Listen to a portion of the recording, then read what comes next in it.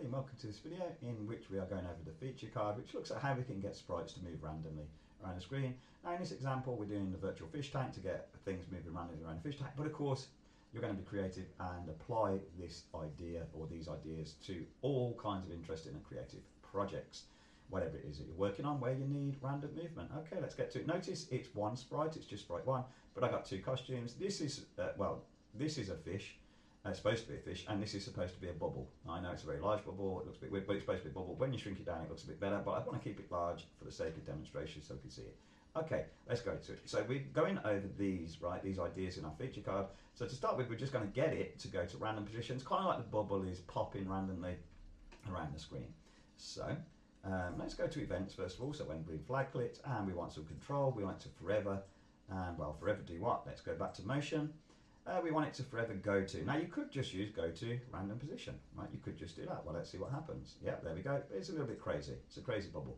What we could do then is use in control, we could just use our wait to kind of slow it down. Maybe 1 second is too long. Let's just maybe do half a second, so 0.5 decimal weight at right half, of course, and let's just see what happens there. Okay, they're like a bubble appearing and popping around the fish tank. Very large bubble, I know, but there we go. That's one way, but let's drill down into this. We've got a technique card on coordinates in Scratch, so please check that out to get more info on how coordinates work. Essentially, you've got X, which is left, right, and Y, which is up, down. 0, 0 is in the middle. Positive numbers take it kind of that way, and negative numbers take it kind of that way. So let's go back to motion and see how we can use this. So why would we do this instead of just random position? Well, it can give us more control about where we put the sprites on screen. We might want to limit where they are, rather than the whole screen. Anyway, at the moment it is the whole screen, but you could use this to limit it. Okay, X60, okay, fine. Let's change that to random numbers. Well, where do we find random numbers? It's in the operators. So in the operators, this is because it's to do with mathematics, so that's where we're going to find it, pick random. And we're going to do pick random, let's do -200. And again, check out your technique card on the coordinate system to kind of understand a bit more where these numbers are coming from. And +200. Let's just look at the X. So Y is going to be fixed. Let's fix Y 0, which is in the middle. But the X is going to switch each time. See, so it's that's showing us the X. It's the left, right. Okay, fine.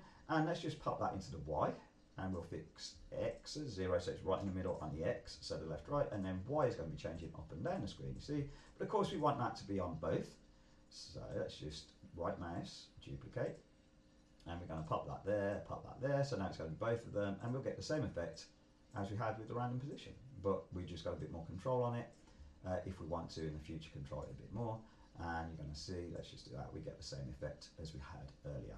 So that's one way we can use random to get things randomly moved around the screen. Let's switch our costume to the fish, because we're going to start to think about movement a little bit more natural for a fish, rather than just, if we do that right, it's kind of like a magic fish. It's it's a little bit crazy, so we want to think about other ways we could do fish motion or ghost motion in a game or something, or asteroid motion or something. Okay, so this is the next idea.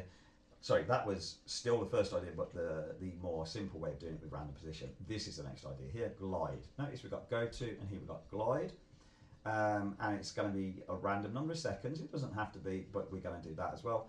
And notice here, X and Y is still random. But the difference, the key difference here is the glide rather than go to. So let's just drop this out, motion, because it's about motion. And we could use the glide to random position, and I think we will do in a moment, but let's just for now use this, and we're just going to pop this into here, and pop this into there. And maybe we just fix this to be like 2 seconds to start with, just to see what happens, sorry, with a fixed hard-coded value there. And we pop it into there. So forever, it's going to glide 2 seconds to these random positions. Let's just kind of bring that there, and let's see what happens. There we go. And it just kind of moves around the screen, around its fish tank like that. And yes, I know it's a bit weird that it's swimming backwards like Michael Jackson with his moonwalking and all. It's the Michael Jackson fish. But it looks like it. There's ways to solve that. I'm not going to go into it. That's a great coding problem for you to solve, by the way, using conditional logic. But you know, it works, right? It still works. It's pretty cool. You have a lot of fish doing that. It's okay, right? It looks all right. Okay, so let's just shrink that now.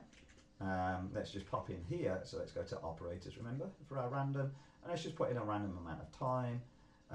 Let's just do 1 to 5 instead of the 2 to 5, and let's see what that looks like. Of course, you'll change those values as well. So sometimes it's a very quick fish, and sometimes it's a very slow fish. because we've got this here as well as the random positions. All right, so that's the way you can get sprites moving randomly around the screen. Let's move on. There's another way we can solve this same problem. So there's different ways to solve the problems, right? And here's another way to do it, where we're going to point in direction and then we're going to glide. So let's try that. So shrink this down a bit, and we are going to get back to motion because it's pointing direction, which is in motion. So pointing direction. Pointing direction, well, it's going to be random. Let's use this one. 0 to 360, you know from mathematics or from skateboarding or snowboarding that there are 360 degrees in a full circle, right? Because a 360 it's a full turn, a 180 it's a half turn. Okay, so it's going to be pointing in a random direction around a circle, and then we can just use the glide random position. Why not? Let's switch it up a bit and use that. And again, we could have random number of seconds here. Let's this time do 2 to 5 seconds to a random position. So go point in a random direction and then move. And let's see what this looks like when we do this one here. Okay, and it starts to look a little bit weird. It looks like the fish has a problem, and maybe it does. Maybe this is a part of your game, right? Maybe you're doing a virtual fish tank. Well, sadly, sometimes fish get ill. And maybe this is the eel fish. Maybe you've got to spot the eel fish and do something to cure it, to heal it, right? But it looks a bit weird the way it's doing that, and there's a reason for this, and I've deliberately done it, right?